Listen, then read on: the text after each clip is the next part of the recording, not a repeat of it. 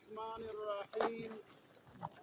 إن الإنسان لربه لكنود وإنه على ذلك لشهيد. صدق الله العظيم. إن الله وملائكته يصلون على النبي يا أيها الذين آمنوا صلوا عليه وسلموا تسليما. اللهم صل على سيدنا وعلى آل سيدنا محمد أفضل صلواتك بعدد معلوماتك وبارك وصلي وسلم عليه. عزتمند مسلمانانو ورونو، دغه آیت کریمه تر آخر دی سورت عادیات پوری اللہ تعالی دری خبرو تا اشاره کئی. یو اللہ تعالی فرمائی چی انسان مریض دا، دی زړه مریض دا. دویم اللہ تعالی سبب دی مرض بیانئی چی دا زړه ته کوم مرض لګیدلی دی دی سبب څه شی دا. او دریم اللہ تعالی علاج دی مرض بیانئی. دغه مرض چې د انسان ته لګیدلی دا نو د دې علاج څه شی دا. درې خبرې الله تعالی ذکر کوي. دوه قسمه مرضونه انسان ته عارضه کیږي.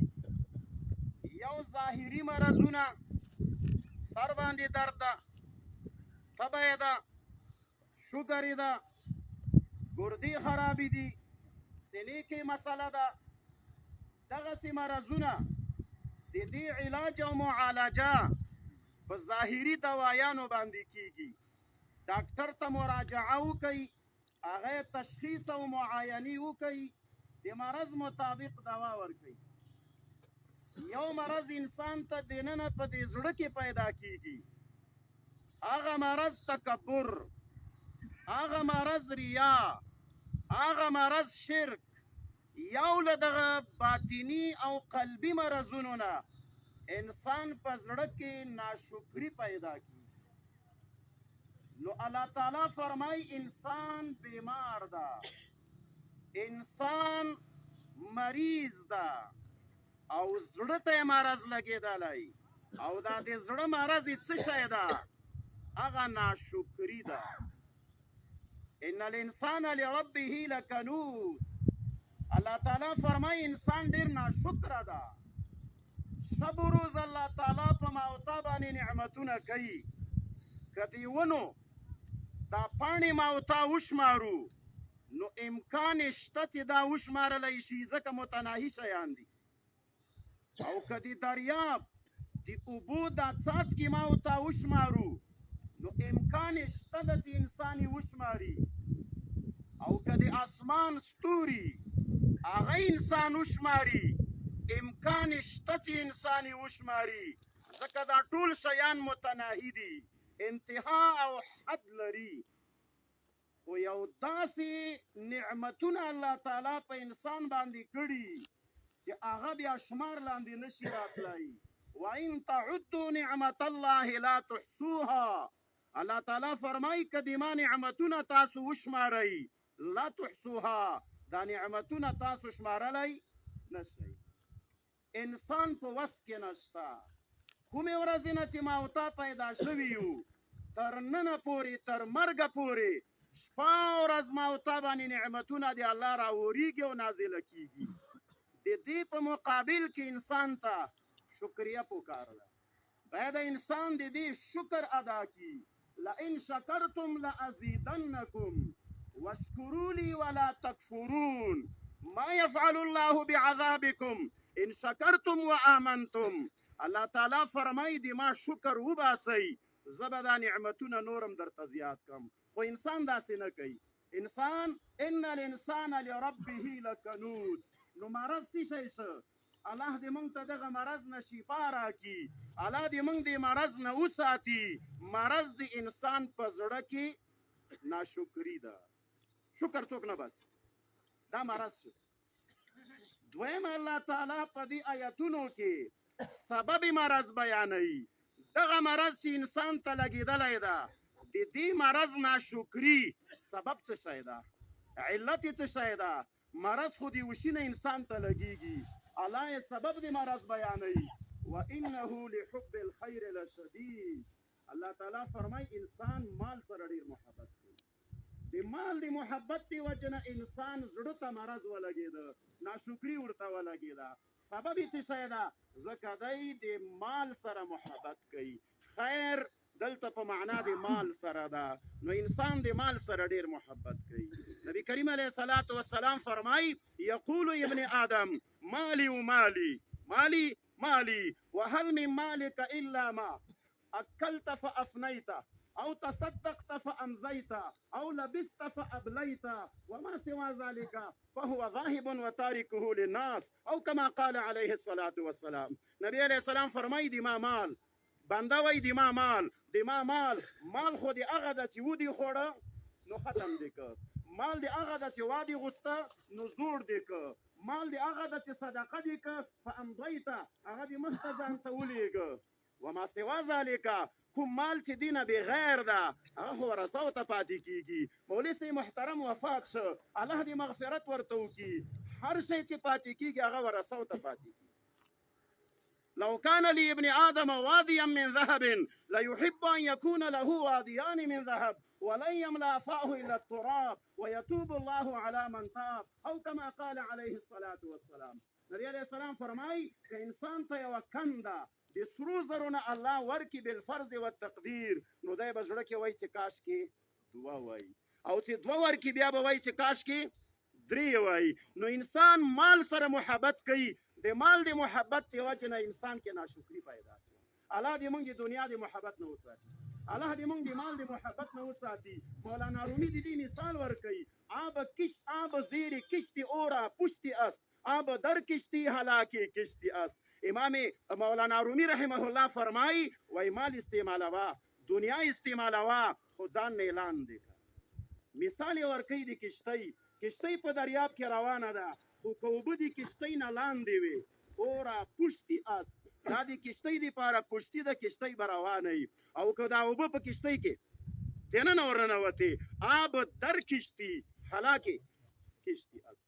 کوټ کې تاسې ولیده ور موږ جنازې ته ورغلي وو، تقریبا 150 ته مړي ورسېده، واړه ماشومان. وجه څه وه؟ کشتۍ کې دننه اوبه راووتې، چې کشتۍ ماته شوه دننه اوبه پکې راووتلې نو هلاکې کشتي است. کشتۍ ټوله ډوبه شوه. والله اعلم څومره کسان کې مړه. دقه مثال د مال او د دنیا ده. دنیا دې که زړه ته ننویسته، دنیا دې په ځان باندې سپاره کړله، دنیا سره دې محبت وکړه، دا دنیا دې دننه په زړه کې ننویسته، نو دا بیا تا دپاره هلاکت ده. دې سره انسان بیا هلاکي. حب الدنیا رأس كل خطیئه. انسان ته چې څومره نقصانونه او ګناهونه رسیږي دا د محبت د دنیا او د مال د وجه نه. مسلمانانو ورونو، مرض د انسان ناشکري ده.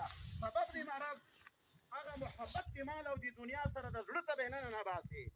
دغه سبب مرض چې انسان ته ولګېده نو مرض پیدا شو. دریم نمبر کې الله تعالی علاج بیانوي. دغه ناشکري چې ما او تا ته ولګېده د مال د محبت د وجه نه علاج یې څه شی ده؟ علاج به یې په څه کوو؟ افلا يعلم اذا بعثر ما في القبور وحصل ما في الصدور ان ربهم بهم يومئذ لخبير. الله یې علاج بیانوي. مسلمانانو ورونو، چې د چا په زړه کې ناشکري د دې علاج دا ده، قبر ته لاړ شه، زیارت ته لاړ شه، قبرستان ته لاړ شه.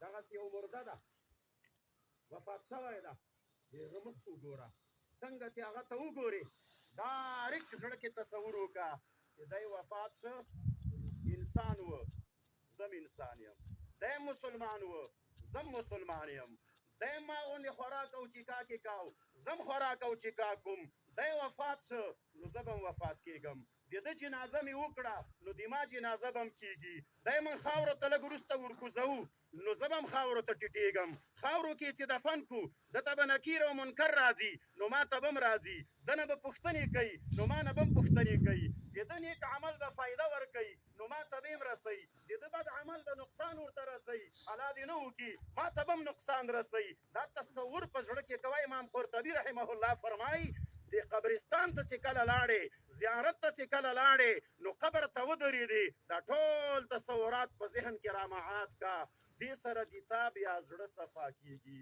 إن القلوب تستأ كما تستأ الحديد قالوا وما جلاؤها يا رسول الله قال بذكر الله وبزيارة القبور أو كما قال عليه الصلاة والسلام د انسان زړه ته زنګ لګيږي هغه زنګ بیا په څه شي باندې صفا کیږي یو په ذکر دی الله تعالی سره او بل د قبرونو زیارت کول قبرستان ته لاړ شي قبر ته لاړ شي مړي ته ورشي هغه وګوري ذهن کې تصور وکړي نو دې سره د انسان زړه ته صفایي راځي نو الله تعالی درې شی بیان کړه مرض بیان کنا شکر دی ما او د تا په زړه کې ده سبب بیان کمال سره محبت کوي الله علاج بیان کړي قبرونو ته لاړ شه او د قبر تصور وکا د مړي تصور وکا د ځان تصور وکا تاسو زړه به ان شاء الله بیا صفا کیږي بیا به د زړه کې ناشکری نه پیدا کیږي الله دې موږ په زړه کې کوم باطینی امراض دي کاغه تکبر ده کاغه غرور ده کاغه ریا ده کاغه سمعت ده کاغه شرک خفي او جلی ده او کاغه نور راسي امراض د کفارو مرزړونو کې د انسانانو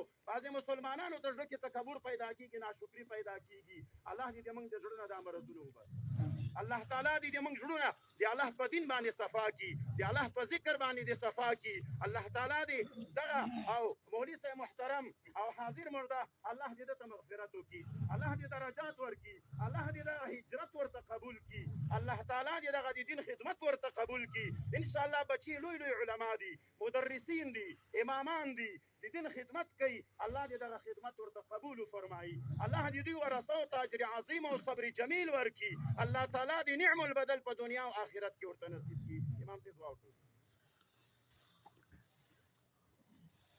مولوی صاحب سی و مولوی صاحب عزت الله الله ډیر عزتمن پیدا کړی مولوی صاحب احمد الله تیر کال وفات شو دا دواړه د مرحوم شیخ صاحب قدس جان شاګردانو په گذرګاه کې د مرحوم شیخ صاحب عبدالستار جان ملګری او همدرد سیو مرحوم شیخ صاحب عبدالرشید همدرد سیو ملګری و مرحوم خلیل الله صاحب خلیفه خلیل الله صاحب دا ټول هلته پاتې سوي وو دا ټول د هغوی دعاګوی وو او دا کومې دعاګانې چې ده کړي الله دې په حق د هغو کې قبولې کړي الحمدلله دا د هغوی برکاتو فیوزات دي چې هغوی به دا ویلې په حدیث کې چې مثال پیښوي جنتیان بهله ساده غریب فقرا خلک دي نو مرحوم شیخ صاحب مثال د دغه صاحبزادګانو ورکاویلې دغه صاحبزاده صاحبانو ته ګورئ جنتیان ویلې دغه قسم کسان دي غریب و فقیر مسکین تکبر ورسره نه وي عاجزي فقر و غربت ورسره وي نو الله دې د هغه شیخ صاحب چې کوم